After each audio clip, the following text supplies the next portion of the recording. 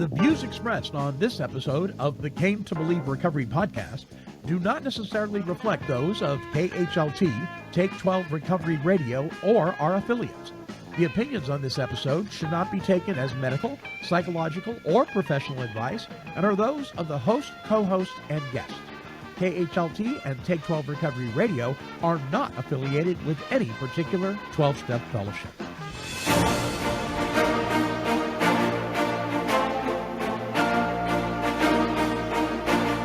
Well, greetings, my friends. I am the Monty Man from Take 12 Recovery Radio, and this is the Came to Believe Recovery Podcast.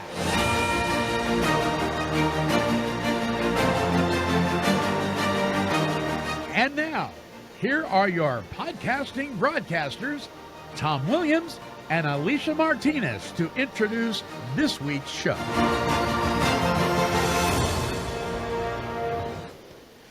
Hello, everyone. Welcome and welcome back to the Came to Believe Recovery Podcast. My name is Alicia, and I am joined with Tom and the Monty Man. Hi, guys. Hi, Alicia. Hello, Alicia. Monty. Hello. Let's hear from Tom a little bit. We just had a retreat in Malibu, California. Monty and I were not at that one. Tom, tell us about it. Yeah, Well, yeah, Malibu. Kind of a whirlwind 10 days that I just got back from California, culminating in the Malibu retreat. And I mean, you guys saw the energy in the Salvation Army, and we took the same energy in the team up to Malibu and just saw lives changed as usual. Watched people transformed over a weekend, and under the beautiful setting of the Sarah Retreat Center. I mean, Alicia was there last year. It's just gorgeous, right? I mean, it's so peaceful, and there's beautiful. something about the Franciscans that makes it really nice. Is just this peace over this place. We had 40 people, about 29 or almost 30 newcomers, brand new. A lot of really new in sobriety guys. A lot of new. A lot of 30 days, 42 days, 2 months. Like everybody under a year, except for us. And then we did one of those, the leader's sobriety was, 150 years or something. And it makes everybody, we hope it's not intimidating, but it makes them all realize you can do it. Like long-term sobriety is definitely possible. But it was fantastic. My question is, how do you travel from the west to the east and not get crushed? I have not figured it out. Traveling back from California, it crushes you every time. I try to take that afternoon flight out of LA and think that works. And then if it's 1 hour late, you're crushed. Now it's the middle of the night when you get home. 3 a.m, I got home. I don't know how you do it, man. I mean, I just flying 2 hours wipes me out. I mean, right. And then I was on a meeting at 9:30 in the morning and went straight through till 2 or 3 in the afternoon. So you just keep going.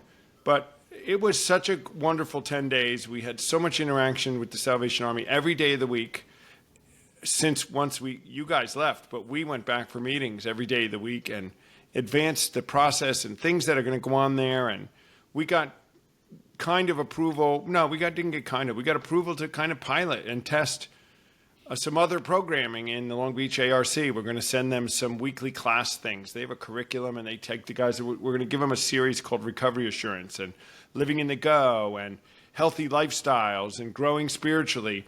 And these are these 45-minute like classes with activities that the guys can go through to get good at it. It's really about how to get good at living clean and sober. It's very exciting. Along with them wanting us to give them these podcasts. They've found the podcast really helpful with the subjects that we talk about. So who knew, guys, where this was going to go? Right? That's exciting stuff. I had a lengthy discussion with my mentor and good friend Chris S., who co-hosts one of the shows during the week with me.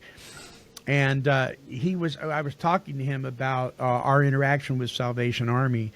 And he's a big AA historian guy and all that. And he said, Monty, he said, the way things are going in today's 12-step movement, it is more than likely that Salvation Army, as far as sobrieties and true recoveries go, will surpass AA statistics tenfold within the next 5 years.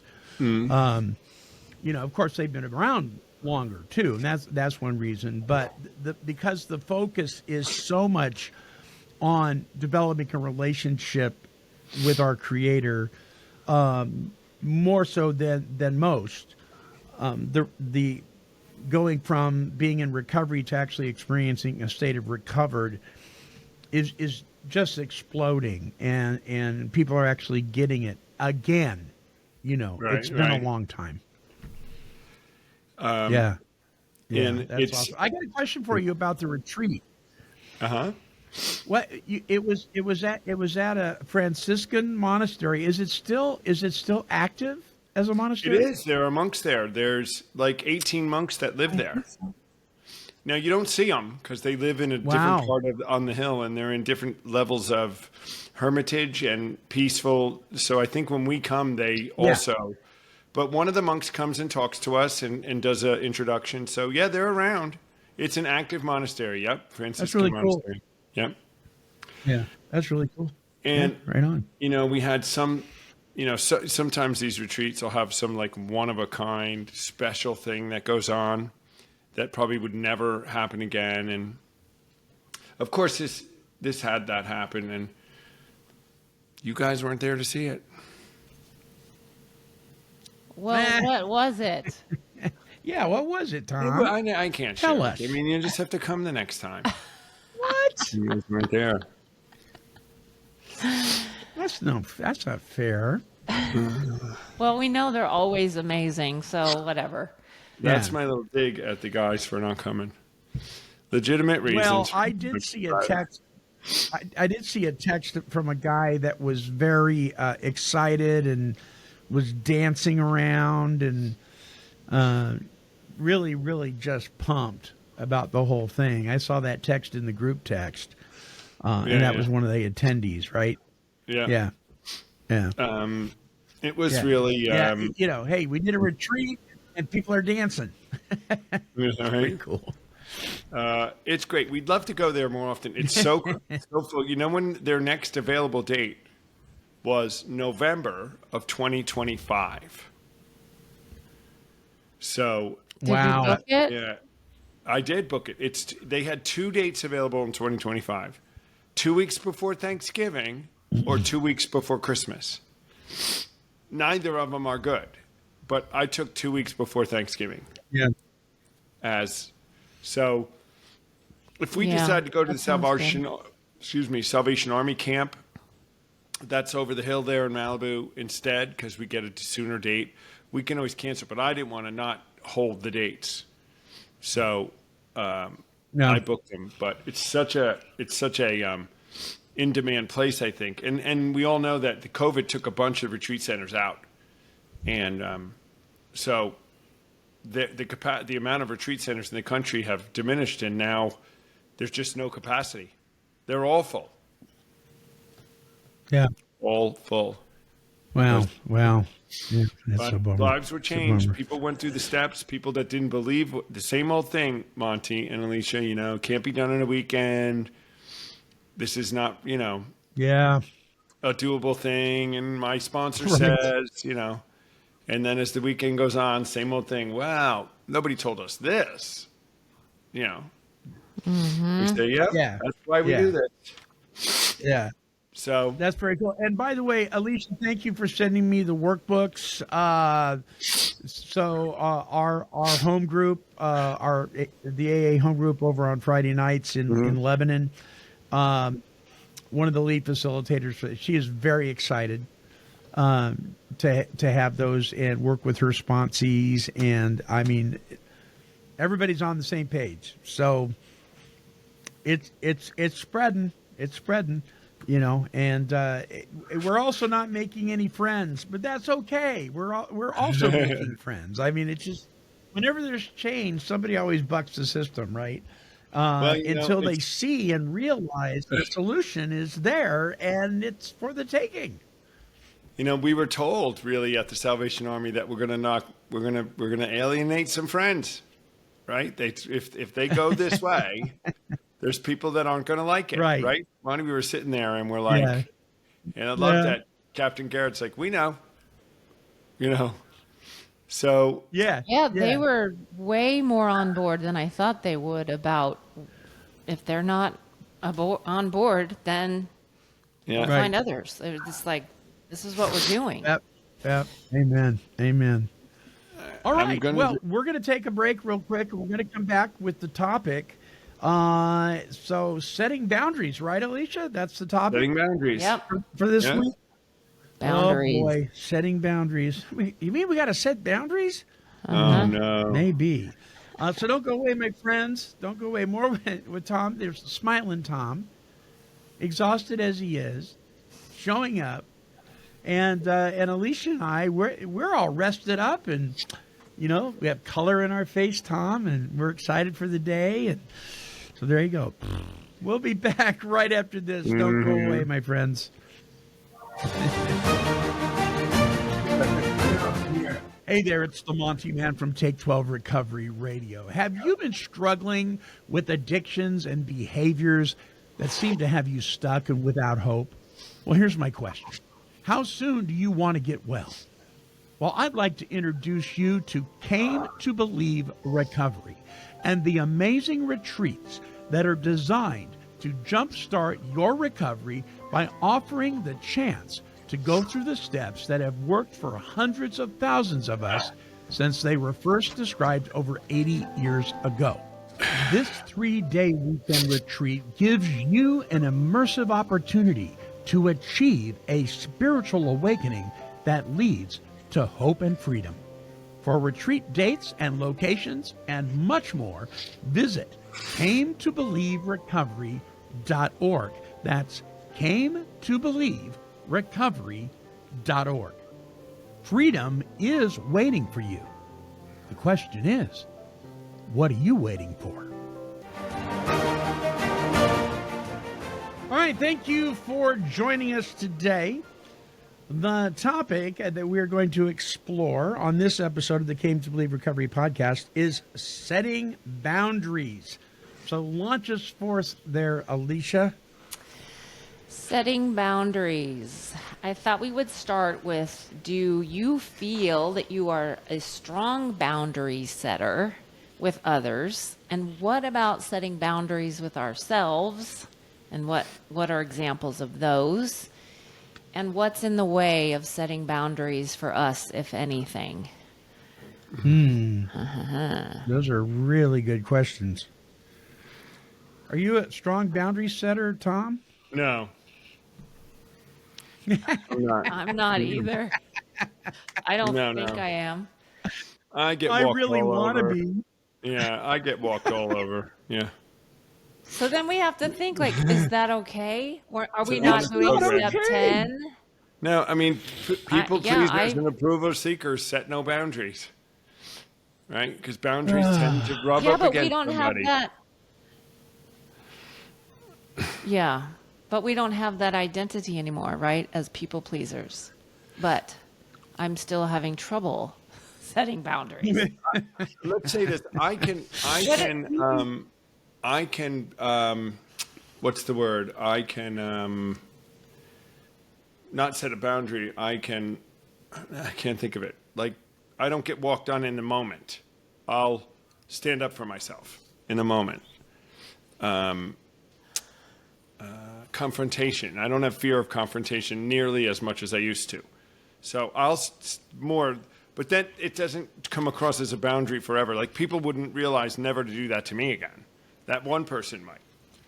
But I wouldn't call it a boundary. Because it's you just, didn't. Yeah. you don't walk with that. Monty, I mean, what I about think- you? Yeah. Monty, Well, yeah. So for years, I was definitely not. I mean, I've always wanted to be. I've watched people that were good boundary setters and coveted their ability to do that. And I too would let people walk all over me. And I would convince myself that I was sacrificing for the Lord. You know what I mean? Okay, well, I'm learning to be more like Job or something just weird stuff like that. And until I came to a point where, wait a minute. It's okay to say no. It's okay to say, this is not okay, sir. You know what I mean? And I came to a place where I learned the art of being able to say to somebody, I love you, but this behavior that you're displaying with me is not okay. It's not okay. And if you tell somebody, and I learned this with my mom, I was 35 years of age before I actually set a boundary with my mother. My mother did something, and I asked her to turn around and look at me, and I told her, and this was on advice of a counselor. I said, Mom, it's not okay to speak to me in that manner. It doesn't work for me. I couldn't believe that came out of my mouth. And Wow. she never talked to me the way she did again. Well, did you finish that statement with and if you do it again, I will be leaving this house, or I will blah, blah, blah, No. blah. I didn't. And, You and I didn't. But I was very firm, not harsh, but I was very firm and just let her know it's not okay. And what I learned was letting her know it was not okay didn't attack her. It didn't attack her personality or even her point of view. It just let her know that I'm not going to respond to that. It's not okay. And I think she respected that. So there's a good point, though, that Alicia's making. Does a boundary there is. require a consequence? So is it a boundary? I think it if you does, don't because it's going to happen again. articulate the consequence, right? Because you might have shown that you would, in the moment, like I would do, is I'm confronting and not allowing someone to step on me, but I really haven't followed it with, like you said, and this is never. And if you do this again, I'll leave, or I won't come over, or something. And is that required? That level of consequence? So one of I think so, and I think one of the ways you can put it is, if this continues, we're going to have to redefine our relationship. Well, there you go. That's kind of somebody said that to me. That's kind of a spooky idea. Okay. Yeah. Right. But I think it would need to be more concrete. Like, if you do continue to do XYZ, I am going to do ABC. And then when they probably do that again, that's their choice. They knew if they did it, I'm going to whatever. And then, but you have to follow through. Then That's you have it right to there, do, right? Yeah, then you have to follow through, So or you then have it's to be- ridiculous. You have to be 100% willing to follow through with that before you ever put it out on the table, right? Yeah. So If you're going to say, if you do A, I'm going to do B, you better do B. right. Is it a real, Tom? healthy boundary if all you do is tell them, if you ever do this again, I'm going to do that, and you never intend to do it? Or is that just manipulation and control? No. It's That's not just a a threat. it's not a That's real just- boundary. No, Right? it's not. Or their unrealistic expectations and their boundaries are crazy and they do follow through. That Right, could be right. like abuse. Well, Like we went there, if the Monty. kid, Alicia, if you spill your milk, I'm gonna. Alicia and I were talking ahead. yesterday doing a pregame about this, and we were talking about what's a boundary and we started to say stuff like, if you leave dishes in the sink, then this, and they said, wait a minute, is that a boundary or is that control? Am I trying to exhibit control? Or where do boundaries blur that line of us wanting to control everything around us? And there is a line, I think, with things like that.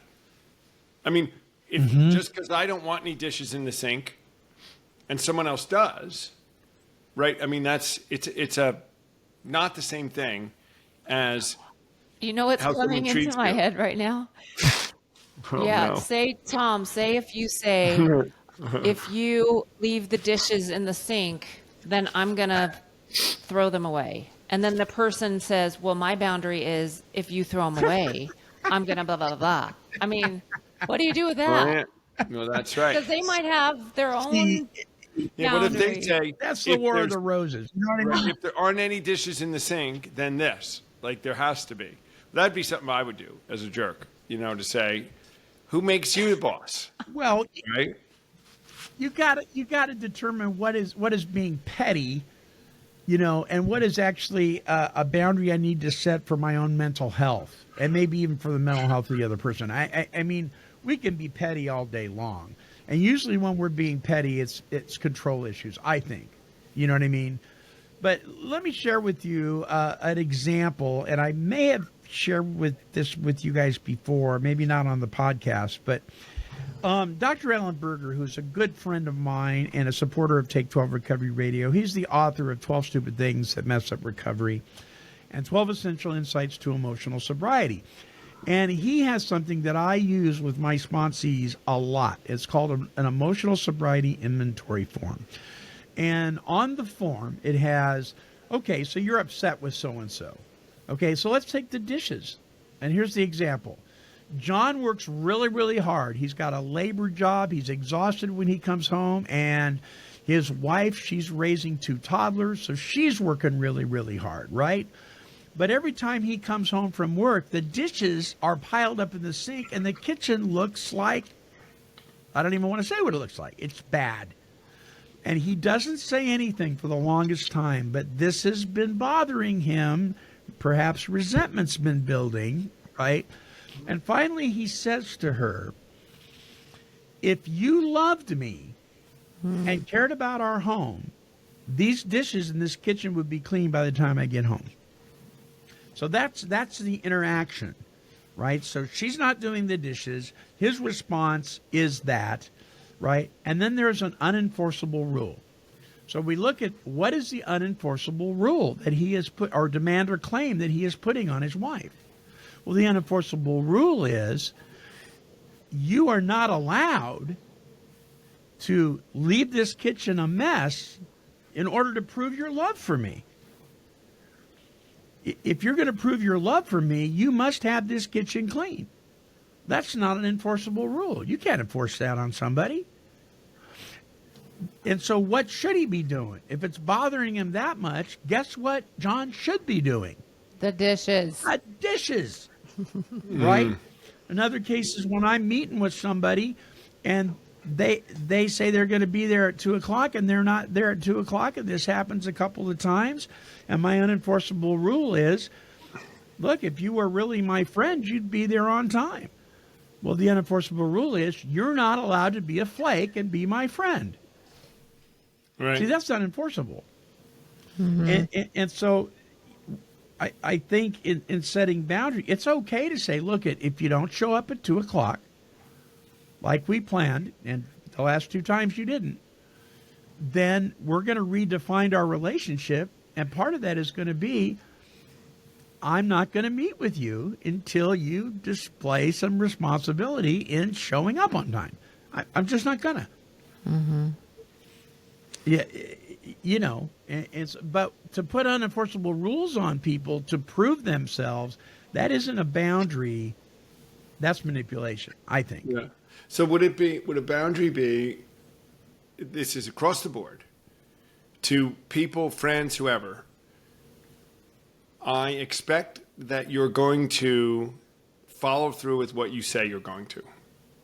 So if you tell me you're going to meet me at such a time, my expectation and boundary is that you'll meet me at that time. If you're going to be late and a phone call is appropriate. But I have a boundary in life, and it's that people do what they say they're going to do. So if you say you're going to meet me, you got to meet me. I mean, is that a boundary that's reasonable, or is that control? Am I setting myself up for failure? I have a friend that does that. And I have a friend that you don't be late for them. She set this boundary in her treatment, and I'm telling you, you don't be late, because she leaves. Mm-hmm. If you're not there, she leaves. And so if you want to meet with her, you better be there on time. And it creates, I don't know if it's manipulation, But it's a boundary of hers. She says, I don't know. I don't have time. If you think your time's worth more than mine, that's not right. She's never mad. I just left. I like that. And because we teach people how to treat us. Yes, we So do. if they're late and they're late and they're late and we keep coming, whatever, they're going to come late because we're still there. Right. So I agree. I think it's reasonable. And I think enforcing lateness, that's not a no dishes in the sink. That's a generally accepted thing. Is Ethical principle. Yeah, an ethical principle. You got to be on time or do what you say you're going to do. If you're going to get this, get that. I mean, this friend of mine who we should have on the phone on the show one of these days. We had her on Recovery Live. I mean, you just don't not do what you're going to say with her, or you will pay the consequences. It's never, that's okay. Catch up next time. It's, why didn't you do it? You said you were going to do it. What was your reason for not doing it? Yeah, well, I think what she's done is she has created a set of guidelines and rules for herself, and she's laid them out to people and made by no uncertain terms. If you're going to be late, I'm not going to be here. That's okay, as long as you're willing to experience the fallout from that and not be offended. You can't put enforceable rules on if you're putting unenforceable rules on people and expecting them to be perfect all the time, then you've got to expect to experience some disappointment and not blame them for it. I'm assuming, though, Tom, that she gives them like a 10-minute leeway, maybe. Yeah? If it's a time thing. Well, maybe. Or not. Maybe, but maybe not. It all depends. I'll see you at 3 at such a place. If it's, there are certain things, I'll meet you around 3. If you said that, I'll try to get there by around 3. Then you said around 3. And if she's okay with that, then you're okay. But if she says, if you're not here by 3:15, I'm leaving. She doesn't want to stand around. Well, and I've stood around I like and then that whining. boundary. I know. I've stood around whining and crying. One of the things that pushes my buttons is when people are late for things. And how can I be healthy for myself if you're late, I'm leaving because I can't take it. It brings me to a bad place. Is it impatient? Not if I don't think it's impatience if you've set the boundary and you've told them clearly. When I say 3 o'clock, I just want to let you know I mean 3 o'clock. I have this boundary in my life, and because I've had whatever, and explain it a little, because most people don't think a meeting time is strictly meant. 90% of people, everyone I know, 3 o'clock, and they're never there early. You ever notice that? If there's a change Absolutely. in the time, it's never early. It's always late. And that frustrates me. Let me tell right? Yeah. So my I grew up in a world where you were a man of your word or you won't. There wasn't any in between. There wasn't wiggle room. You just were or you weren't. My dad was very adamant about that. In fact, my parents would say to Marcia and I, hey, we'd like to take you out to dinner. Let's meet at the house at 5 o'clock. I guarantee you that if I drove by their house at 4:15, they'd be sitting in the car waiting for us. 4:15 instead of 5? Yes. They would sit there for 45 minutes and wait for us. And we'd get there at 5 o'clock and go, where you been? Oh, my gosh. So they were those people that on time means you're late, right? But I grew up with that, and so when I started seeing people not pay attention to just basic politeness, I was blown away. I watched as a guy held the door open for a lady at Walmart recently, right? Because it was the one side of the door usually is automatic, the other one wasn't working, so he held it open for her. And she flipped him off. I'm an independent woman. Nobody opens the door for me kind of attitude, And I'm like, where is this coming from? when did we stop opening and I'm guilty of it. When did we stop opening the door for our wives and our girlfriends and stuff? When did we stop just having basic ethical principles with each other? It's like we are the focus of everything in our world. Everything evolves around me. I am all I think about all day long. Mm-hmm. Right? And so yeah, it's weird. It's weird. Saying thank you. People look at you like you've lost your mind because you said thank you. I got a buddy, we used to just look at each other and go, must be the chemtrails. Because we couldn't think of any other reason. Why this was going on. I want to ask a question. You said one of the questions you asked in the outline for this, Alicia, was boundaries versus requests. What do you mean by that? Well, like if someone is making a request of someone, then I don't think that's a boundary. Of like, if we have it, I don't know how to explain it. Just like if you just say, I want you to I want you to be on time for me. That's a request. It's not a boundary. So it would be a boundary if you say, if you are 10 minutes late, I'm leaving. Right. Or say, can I ask you something? Can you please call me if you're going to be late? That's a request. That's a request. Not a boundary. That's a request. The boundary would be if you're late and you don't call me, I'm leaving and I will not be doing that again. So what you guys are saying, they know what the boundary is. They're choosing to go beyond it, and they know you are going to leave and you need to leave. Then that's a boundary. But so just a boundary without consequences is not a boundary, is what you're saying. Right. Without consequences, it's not a boundary. I think so. Don't you think that's true? I think you're right. Yeah. Because if we just request something, I hope you're on time, please call me, that's not a boundary. We're Now, just it turns into asking control for what and we want. manipulation. Right. Now, let me ask you this now. Let's say they call you at 5 of 3. Got stuck in traffic. It's going to be 10 minutes. And you say, my boundary's 3. I'm leaving. Is that manipulation and control now? Because they did you're just out. being a butthead. Yeah, you're being a pinhead. You're just being a butthead. Yeah. Yeah. No, I think that's okay. But if this is the 83rd time, then they're doing that again and again, then they have a time management problem, and I'm not meeting them anymore. Yes. I mean, there's people in my life like who that. say they're going to be somewhere sometime, and 99% of the time, they are not there at the time, and it's never early. That's what I was going to say, Bont. It's never early. I would say, if 50% of the time you don't mismanage your time, why don't you ever mismanage it on the front end? It's never mismanaged that anyone shows up early. Have you ever seen that? Where they made a mistake and showed up early, right? If you can be late, Tom, if you can be late every time, then you can be on time every time. Every time, right? Well, Tom, it sounds like you need to set a boundary, and if you're not, shame on you. Yeah. No. Well, if you keep getting mad about it. Yeah, I mean, that would be a boundary I would set. But I mean, it's a boundary for anybody and everybody.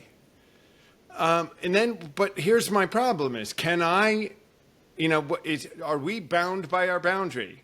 So all of a sudden, when I hold this hard boundary about never being late for anything, we're all late once in a while for whatever reason, good and not good. And are we? Yeah. Sometimes if I set too hard a boundary, I'm going to have it set on me. And I understand that once in a while, things don't go the way you think they're going to. Yeah, but you can have a boundary, because I know who you're talking about. Then call me, text me. You don't have to be here, because 99% of the time they won't be there. But call me or something. No, or you have to let it go. That would be your choice of like, I'm just going to sit around for an hour and wait for this person. I can tell you that I would tell Lisa. Lisa is project manager for Came to Believe Recovery, and I'll say to Lisa, I'll call you in 10 minutes. Routinely, it's a half hour or 40 minutes before I call her. Not on purpose. Now, is that different because we're working and Same with I'm me. the boss and I can do whatever I want? I shouldn't do that. That's not fair. This morning, I'll be on a Zoom in 20 minutes. It was 30 when I went on. And I think she would go, yeah, you're never on time. So there's my... Okay, well, I would say that if she knows that about you, and she can work around that, and it's okay with her, you guys have kind of a relationship when it comes to the time management thing. I don't think it's a big deal. But if it is interfering with her job and her own serenity, and she says something to you about it, then you need to accept it graciously and do better, Tom. Right. But can you be the jerk boss who says the boss comes? Can the boss be wrong? See, here we're going to go philosophical. We're going Kantian. Yes, the boss can Nietzsche. be wrong. Can the boss ever be The boss wrong? can be wrong. Right.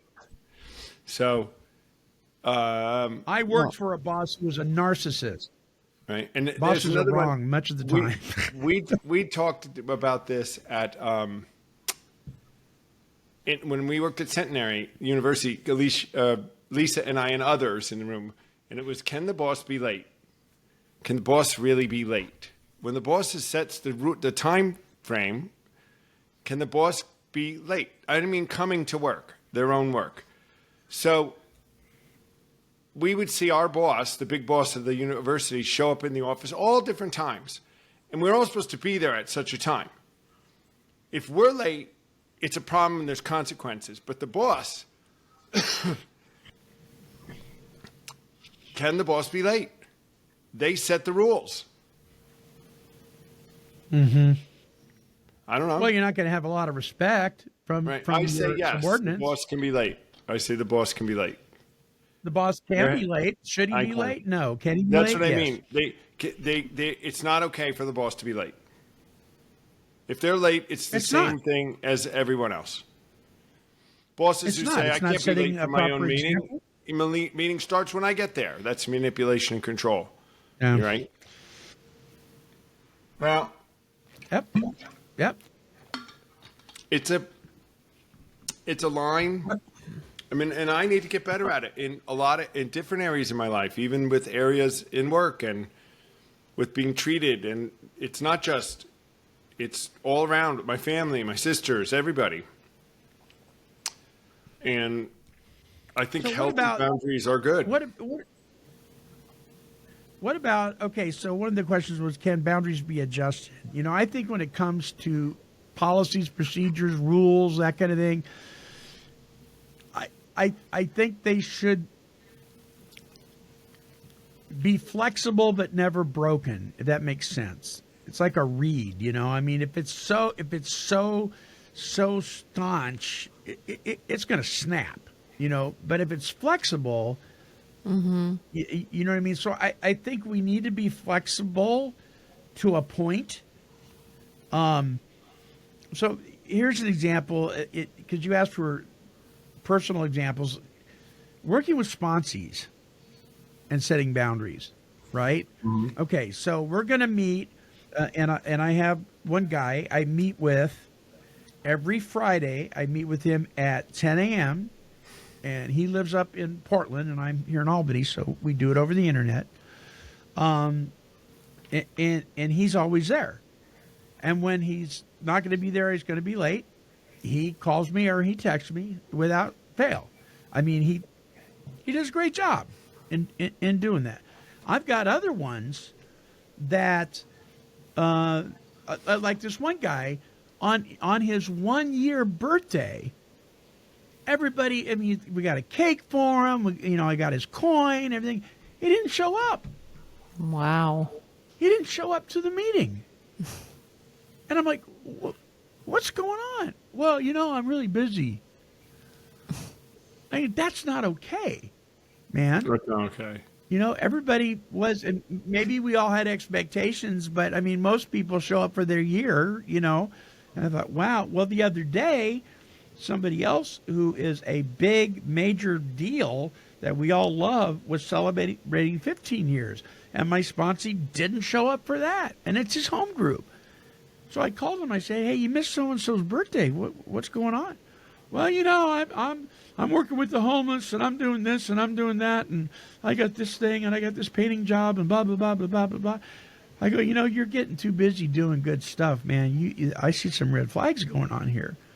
But it's frustrating because I almost want to come to a point sometimes with working with other people and saying, you know what? That's it. I'm not working with anybody anymore. I go the other way. No more sponsors, no more sponsees. They can't be counted on.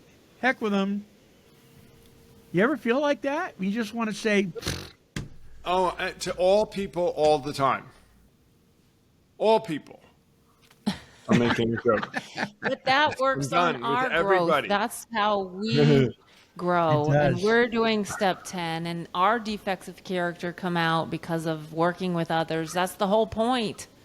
yeah, I know, God right? wants to help us be more patient and tolerant of others. And How is it working? So, Alicia, I'm really good at not firing those guys. I'm really good at not doing what I want to do. And actually, I just continue to sponsor them. I'm really good at that.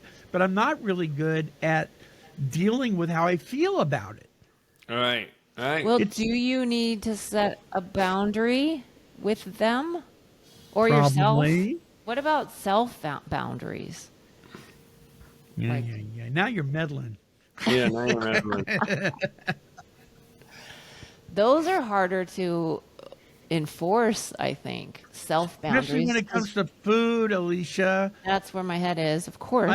I'm at the 15-year birthday party of my friend, and his wife makes this incredible frozen concoction pie thing that I absolutely love, and she knows how much I love it, and she walks over a piece to me.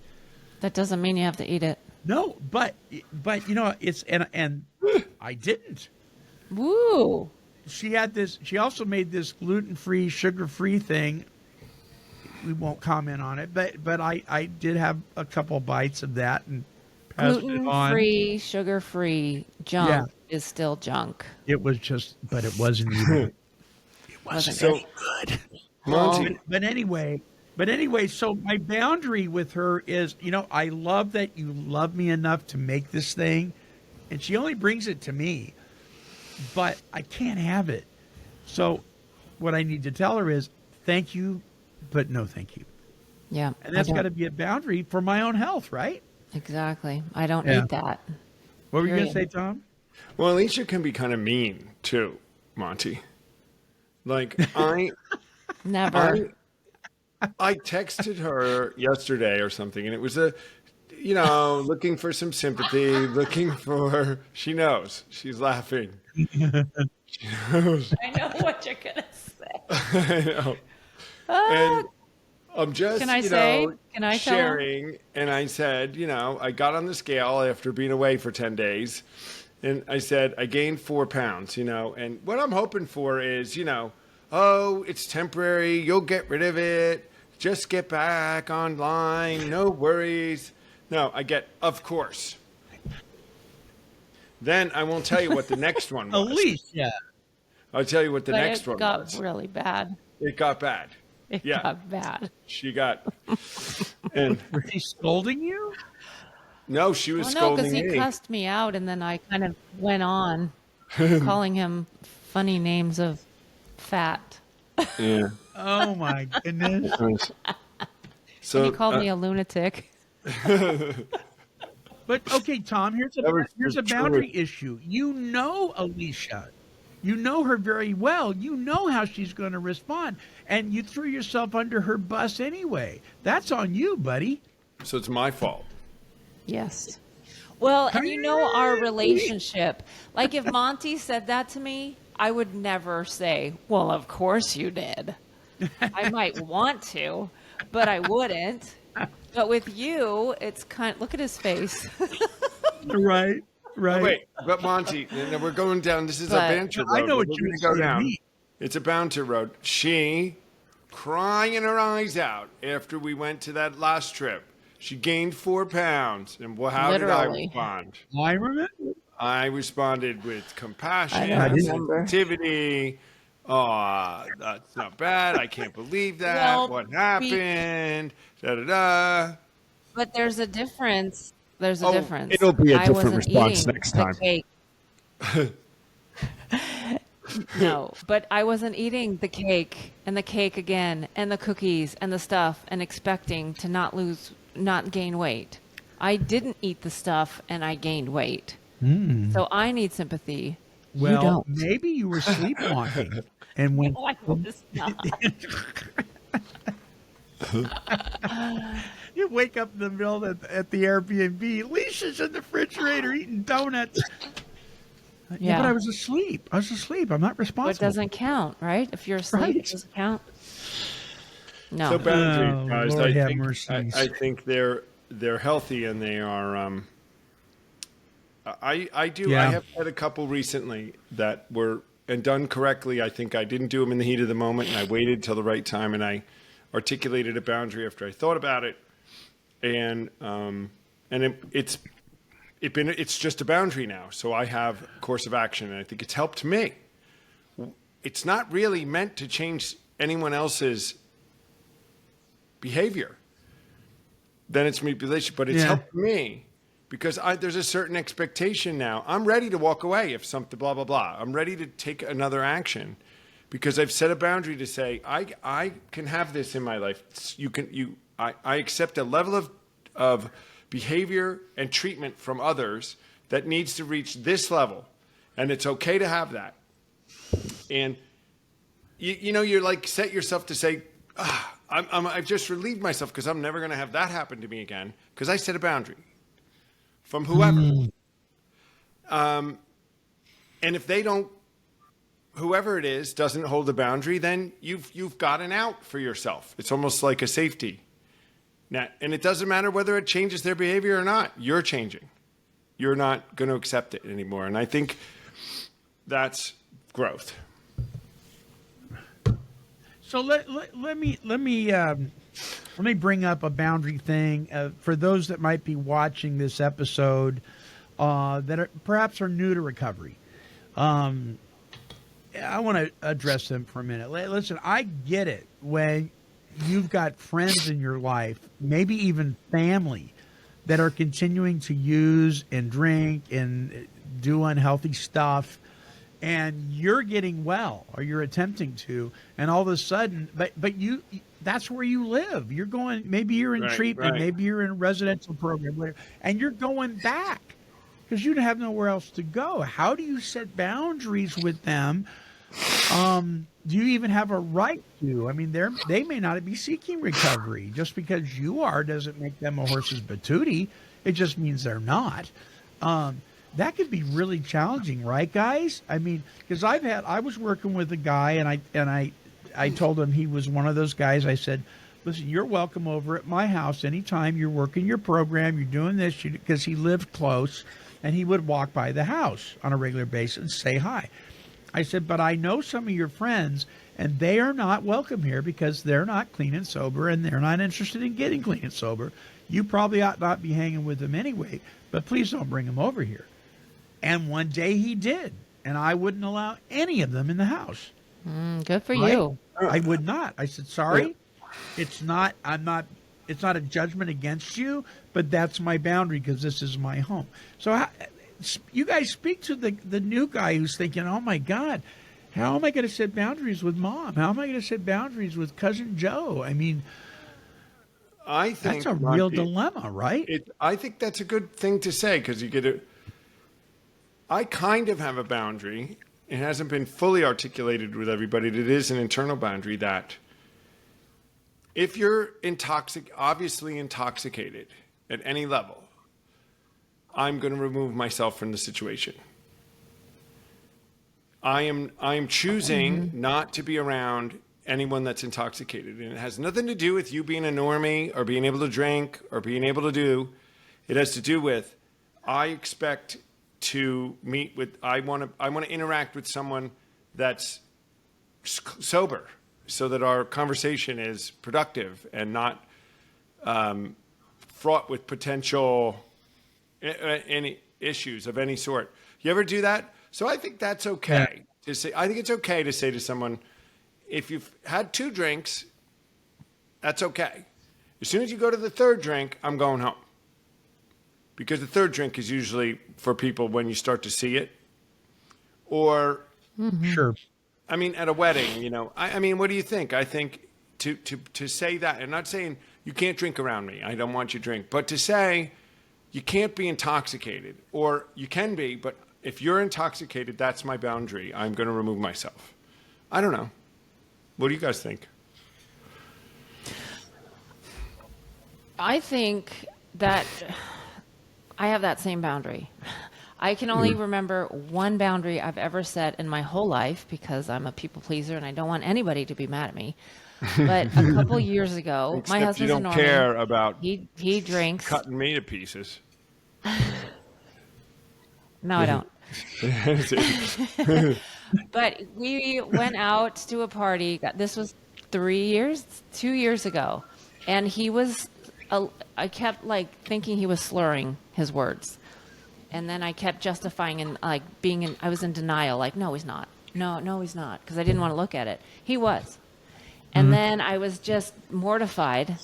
And then I didn't want to set a boundary. I thought he'd be mad. How can I do this? And then and all night I was like afraid. But then the next morning, still so afraid, but I knew I needed to set a boundary here. And he knows. I mean, I had been sober for all this time, blah, blah, blah, blah. So I did. I said, you know, next time I'm not saying don't drink. I mean, he drinks. But if you're slurring again, I'm leaving. I'm going to, like, if we go to a party, either if I'm close enough to home, I'll walk home, or we will start driving separately to, and I said it nice. I wasn't mean. And he totally took it fine. I thought he would get mad or offended. And he actually felt bad. And he was, well, I was going to say he was great for the 2 years until this Saturday. It was his 60th birthday. And he started to slur at the end of the night. And then it was like, ugh. But I was able to, maybe this is where my boundaries can be adjusted on that question, because I'm like, you know what? It's his 60th birthday. There's a lot of people here. I'm not going to be all, because I was like, you know, ready to just bash him. But I'm like, is that realistic? Am I being intolerant? And maybe I should have talked to him, but I didn't. And I kind of let that go. But I don't know if that's just justifying, like, I didn't hold my boundary because it's his birthday. Is that an excuse? But that's what happened with me. So, you know, the three of us, I think, are at a place in our, I don't want to sound boastful here. This is not what I mean at all. But I think we're at a place in our maturity, in our living in a state of recovered and applying the principles of 10, 11, and 12. I think we're at a place where we can go to a wedding and there's some drinking going on. Sure. We can pay our respects. We can visit with some people, have some food, and then we can leave.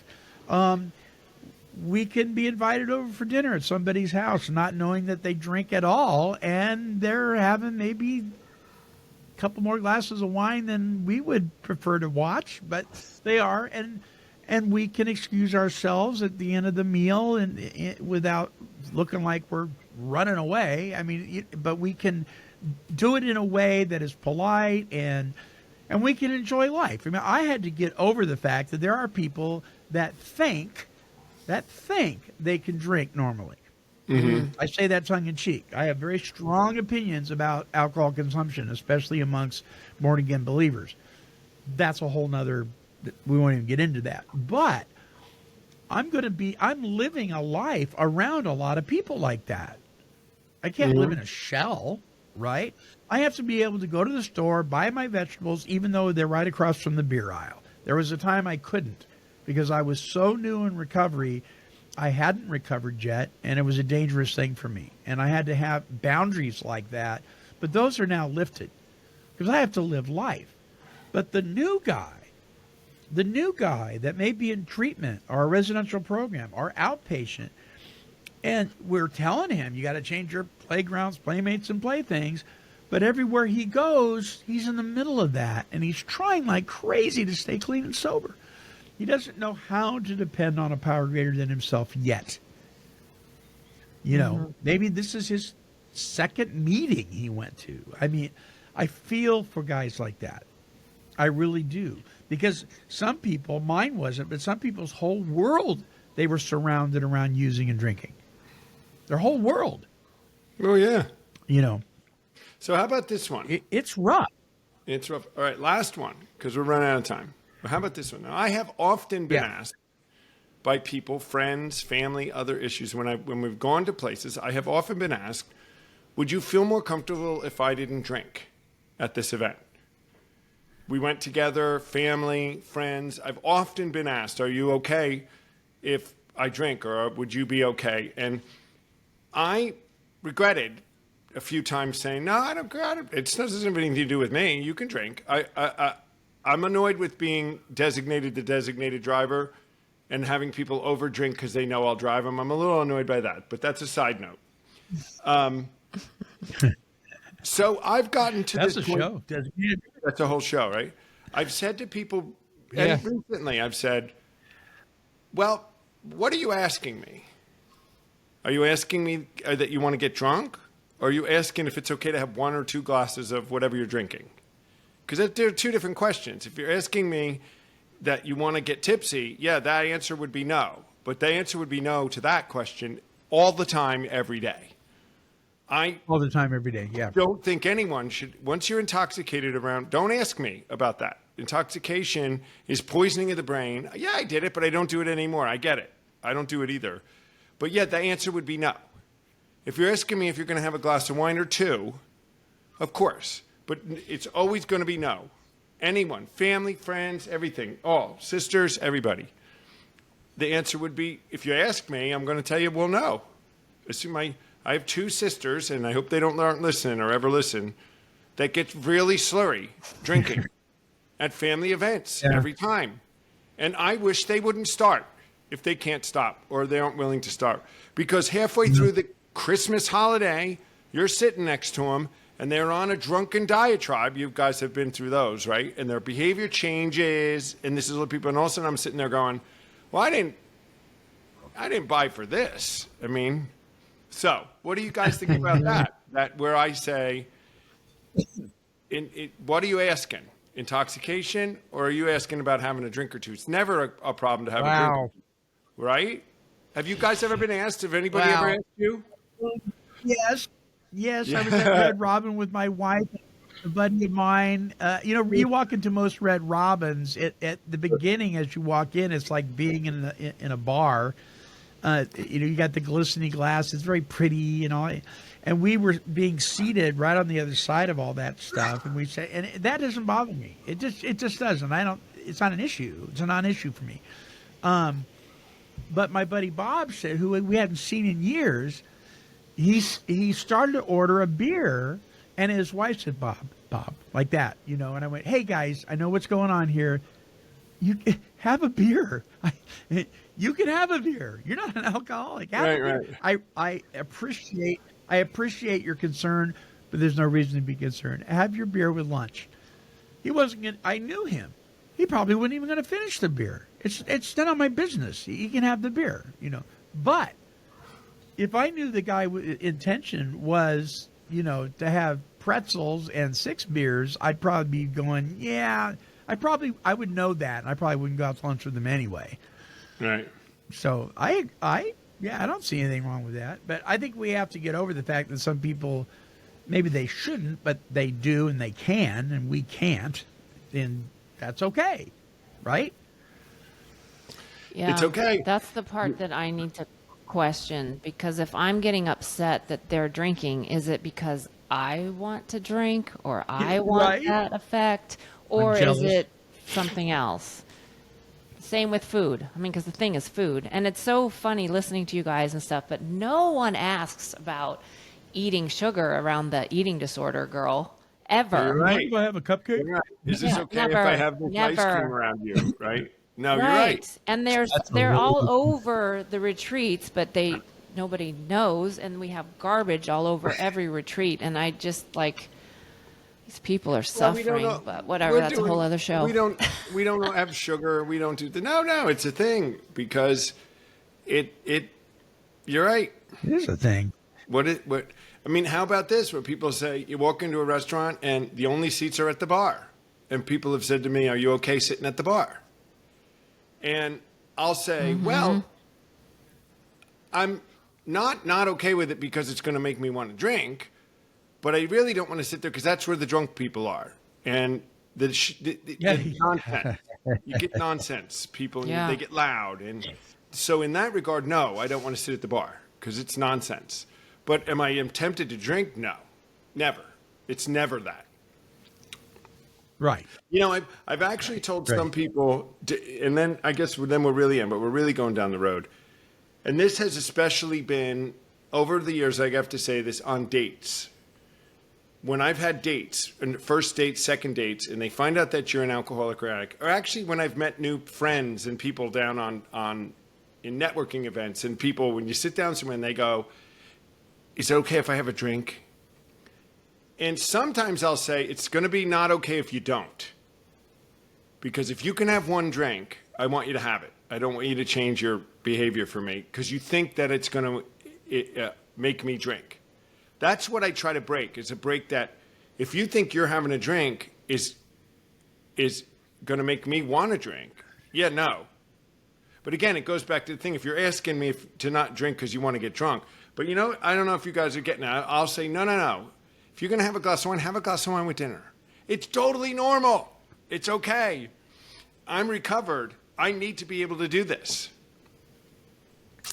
I always tell the date, have a drink. Your peace of mind, your serenity, your state of recovered, if it is influenced by somebody else's, whether it's even acceptable behavior, unacceptable behavior. It could be unacceptable if it's affected by somebody else's unacceptable behavior to the point that you want to drink or use. That's totally on you. It's not a on totally them. Different problem. And so you're right. Yeah, totally different thing. That's a totally different problem. There's nothing to do with their drinking or even their, hey, do you mind if I shoot up some dope? Well, if that's going to make me shoot up dope, then that's on me too. You know, I've never had anybody ask me that, but at least I don't remember. No, and the last thing, I will not. I've gone to some places where I walked in and they were doing drugs. Coke was on the table and stuff, and I drew the line and said, "No, we're out of here." Illegal activity, the stuff that comes along with that. It wasn't that I wanted it, but I know I've been there. If that's what's going on, this is not a nice cocktail hour. You know, this is something. Yeah. This is Party Central, and this is not going to be where I want to be. These people will all, right? And that's exactly right. Nope, we're out. I'm out. Anyway, there we go. All right, we are out of time. Good topic, really good discussion. If you're in a group and you're listening to this, after this is over, discuss it amongst yourself. Talk amongst yourself. I'm sure there's a lot of opinions and a lot of experiences to be shared. Our closing song is by Steve Dan Mills. He's a recovery recording artist and a contributor here at Take 12 Recovery Radio. And it's called Inside Out Looking In. Have you ever felt that way? Like you were on the outside looking in? Everybody else is having a good... I mean, this really falls in line with it. Everybody else is having a good time, and I can't anymore, and blah, blah, blah, blah, blah.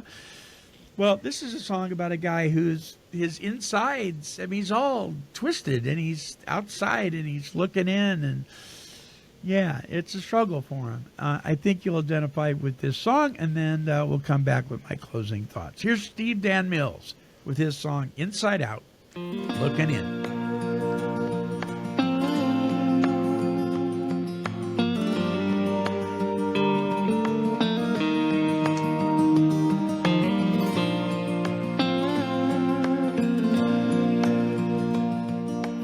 Inside out, outside looking in. No matter where I go, I can't escape my skin. I can act cool and I can act proud, No matter how I act, I'm still alone in a crowd, inside out, on the outside looking in. Well, I signed up with the Cub Scouts, I went out for the team. I dressed the dress and I talked the talk of the preppies, jocks and freaks. That sense of true belonging did not belong to me.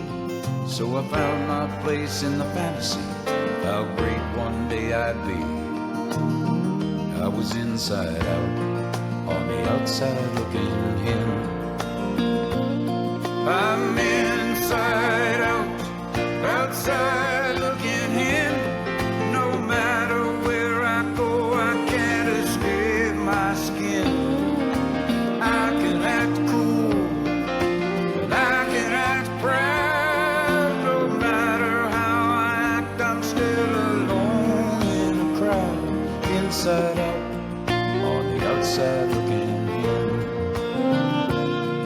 I tried to be in love when I was much too young. I could not match my actions with the words on my tongue. So I went through several versions of my cold and hostile mom. They all swore I was too distant, and in the distance they were gone. I was inside out, on the outside looking in. I'm inside out, outside looking in. No matter where I go, I can't escape my skin. I can act cool, but I can act proud. No matter how I act, I'm still alone in a crowd. Inside out, on the outside looking in.